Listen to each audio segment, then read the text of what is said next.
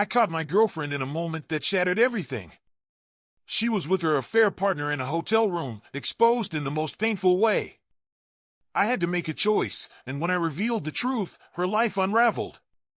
She lost her job. It all started 5 years ago when Karen, 29, came into my life. She had just escaped an abusive relationship with her ex, a man who had cheated on her, mistreated her, and left her with a child, Bobby. They had been together since her senior year of college, a time when she dropped out after getting pregnant. But when the abuse escalated, she packed up and moved back in with her parents, trying to rebuild. I met Karen through one of her sorority sisters, Angie, who was married to a close friend of mine, Dave. Karen and I hit it off quickly. After a few months of dating, she and Bobby moved in with me. The first few years felt perfect. I helped her finish her degree, and my father got her a job at his company. Everything seemed to be falling into place. But then, about a year and a half ago, Karen reconnected with her college friends. They started having girls' nights out every other Saturday. I didn't think much of it at first, until I noticed the shift. She began hanging out with her coworkers too, sometimes for drinks after work. When I brought it up, she got defensive, and a fight ensued. Then Angie mentioned something that raised alarms. She told Dave that Karen had been flirting too much during their outings, enough that it started to bother her. Dave, who was always looking out for me, gave me a heads up. So, on one of those girls' nights, I decided to show up. When I walked into the bar, there she was, laughing, flirting, and letting a guy put his hands on her. My heart sank. I marched up, told him to get his hands off her, and told Karen it was time to leave. The drive home was tense. We didn't speak.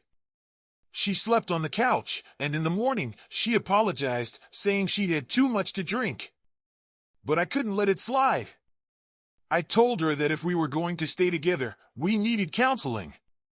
The girls' nights stopped for a while, and things seemed to get better. But I could sense that something wasn't right. About 2 months ago, Karen became more secretive. She was glued to her phone, always leaving the room to use it. When I asked her about it, she deflected. She denied anything was wrong, but I wasn't convinced. I spoke to Angie and Dave again. Finally, Angie let it slip that Karen had been talking to an old boyfriend from college.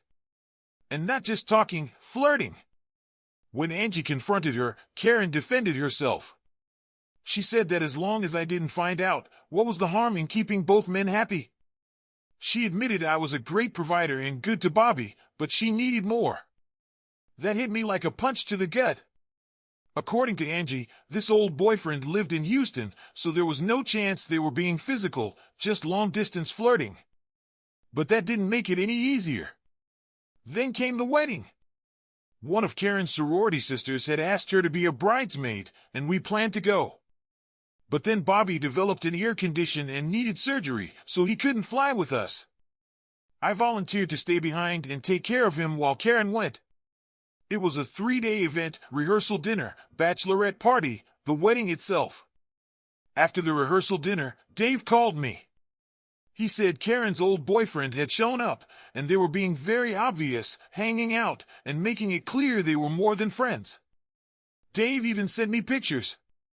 In one, Karen and this guy were kissing at the hotel. I couldn't believe it. I called Karen's father to watch Bobby, then drove the 6 hours to the wedding. By the time I arrived, it was late, but I could hear laughter coming from her hotel room. I knocked on the door, and after a few moments, Karen opened it, dressed in a robe.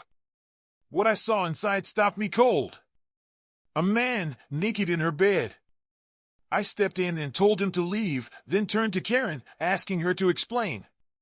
She got angry, tried to make excuses, then accused me of being controlling. I had heard enough.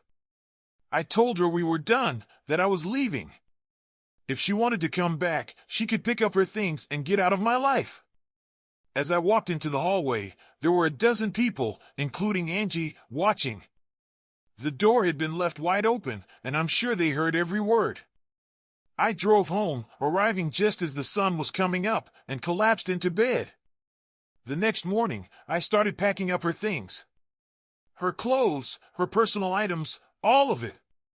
But when I reached her lingerie drawer, the one filled with the sexy outfits we had picked out together, I couldn't just pack it up. I threw it all into a box, along with her club and party clothes, and sent it all to Goodwill. A few days later, Karen called me from the airport.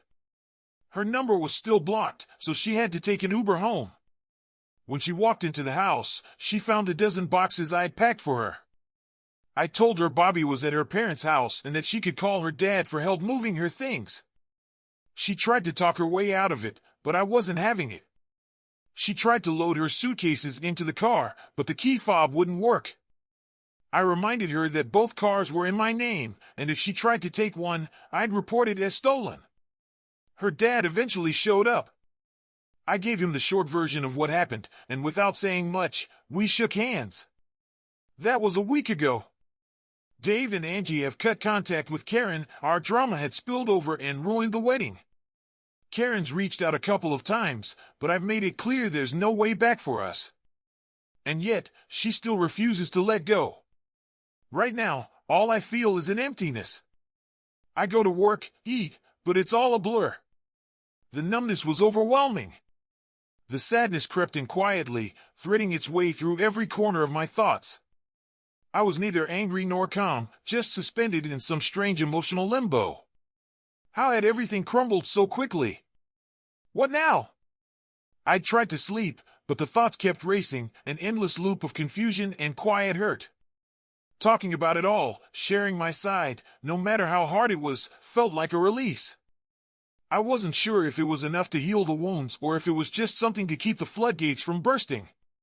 The words wouldn't stop flowing. For clarification, the guy at the wedding wasn't her ex, the one who'd abused her. Bobby's dad. It wasn't him, but a guy she dated back in college. Still, that didn't lessen the sting. That abusive relationship, the one that had her in and out of ER rooms, had left her with scars far deeper than any I could have seen, yet she continued to play this twisted game. It was like she could just compartmentalize everything, turning each relationship into a bizarre spectator sport. From surviving a horrific relationship to juggling multiple men with no thought of the consequences. Was this how she saw love? A challenge of how many she could keep interested without dropping any of them? It seemed Olympic level, but there was no gold medal here. Only a medal for wrecking everything she touched. And yet, I had tried. I had kept trying, even though each time it felt more like a game of emotional Jenga. Every piece I thought was stable was just waiting to be pulled away. And I was left with nothing but the shattered ruins. Maybe I had been too naive, trying to fix what was clearly beyond saving. But at what point do you realize it's better to walk away? To fold the cards and stop playing a losing hand? I didn't expect much when I woke up to the news. My dad had texted me that morning. Karen had been let go from her job. Apparently, she'd handled it like a diva. Her ex had even involved a security guard, overseeing her packing her things. It seemed like the end of her world, but for me, it was another page of the same story. By Wednesday, I had finished clearing out all of her stuff, and I blocked her on everything. There would be no more phone calls. No more trying to convince me that things could change. I had gotten a letter in the mail by Thursday. It was 2 pages of pleading, promises, and regrets. She wrote that she had made a mistake, that she just needed to get things out of her system so she could fully give herself to me. Was I supposed to buy that? After everything? I didn't even bother reading the whole thing. It didn't matter anymore. She had crossed a line I couldn't unsee. The maid of honor, who had apparently been privy to the drama, sent me a thank you note for my wedding gift. She also offered her condolences for the fiasco at the hotel. She'd mentioned the affair partner had a girlfriend who flew in for the wedding, unaware of the drama. It was like some twisted reality show, and Karen was the star, wreaking havoc wherever she went. When I talked to Karen's dad again, we agreed on something I never wanted to be true. It was better if I stepped away from Bobby's life. I couldn't be used as a pawn in some sick game. Bobby deserved better. He deserved stability. Her dad had questions, too many, some of which I couldn't bear to answer, but in the end, we came to the same conclusion. I couldn't be the one to hurt Bobby anymore. After that conversation, I had dinner with one of Karen's sorority sisters. She told me, straight up, that I deserved so much better than Karen ever could offer.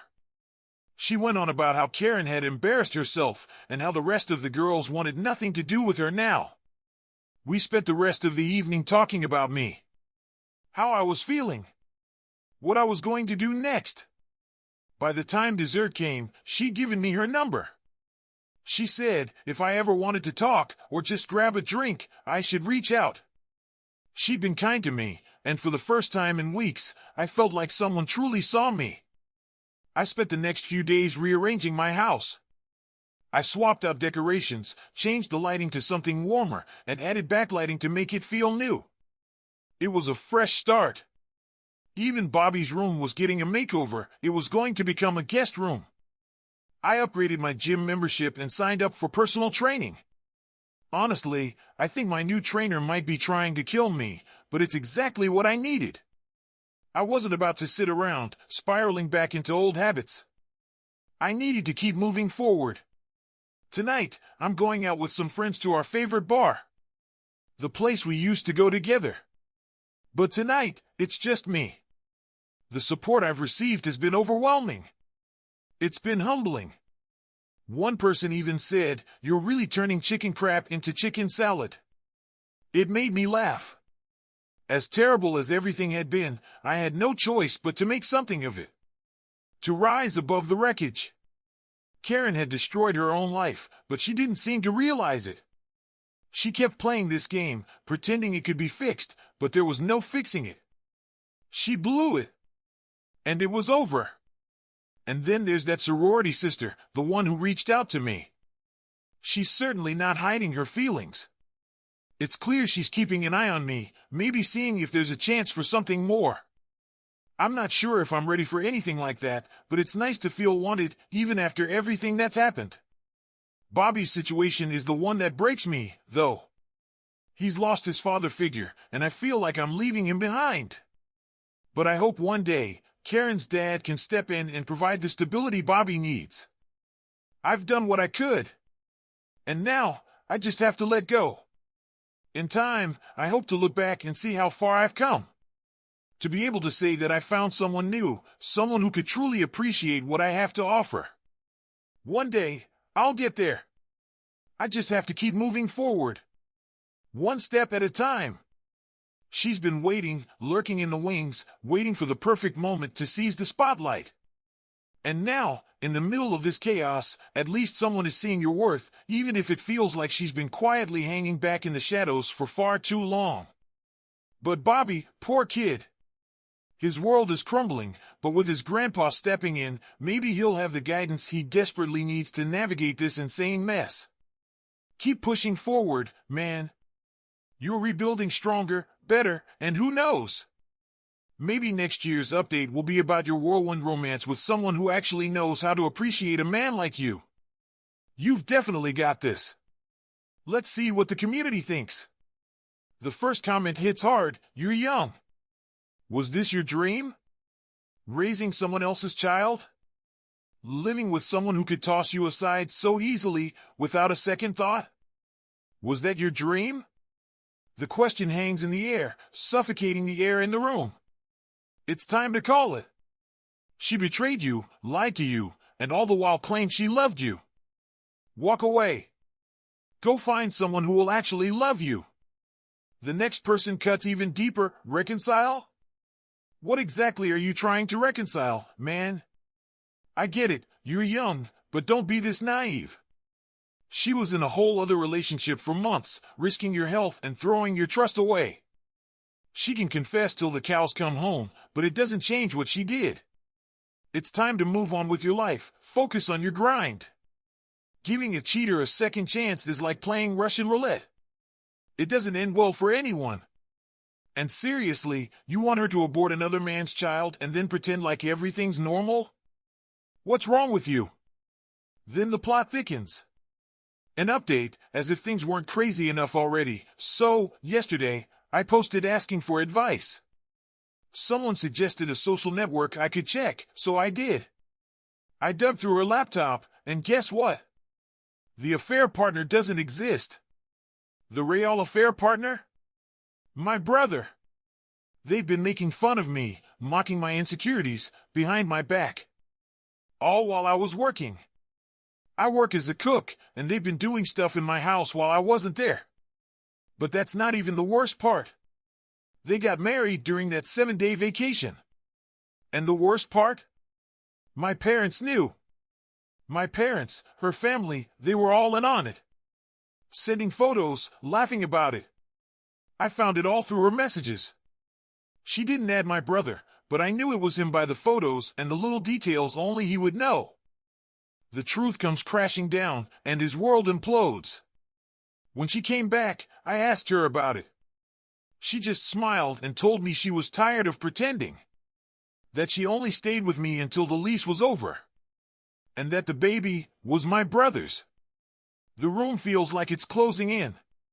He packs his bags. The weight of betrayal too heavy to carry anymore. I left. Now I'm staying with my big sister. She's as shocked and hurt as I am. My parents, they're trying to call. But I'm not answering. I'm cutting them off. And my brother. It's over. The community reacts, their disbelief palpable. Your girlfriend married your brother? And still pretended to be with you? Your parents and her family knew, and they let you suffer through all of it? What the hell? And then, the account is deleted. No more updates. Gone. Just like that. But, as crazy as it sounds, you've cracked the case. You've uncovered the real story, the ugly truth that was hiding in the darkest corners of your life. It's like you stumbled onto the most twisted episode of a talk show you never signed up for. But kudos to you for cutting ties swiftly. Seeking refuge with your sister shows just how strong you really are. Sure, family can mean everything, but in this case, it's clear who's got your back. As for your ex and your brother, let them enjoy their twisted little fairy tale. But you? You're off to write your own story, a story where loyalty and respect are more than just punchlines to a sick joke. Keep your head up, buddy.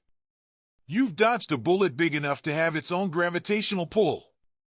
But let me ask you, have you ever discovered your partner cheating on you with one of your siblings? What did you do? Let us know in the comments below. Thanks for joining us.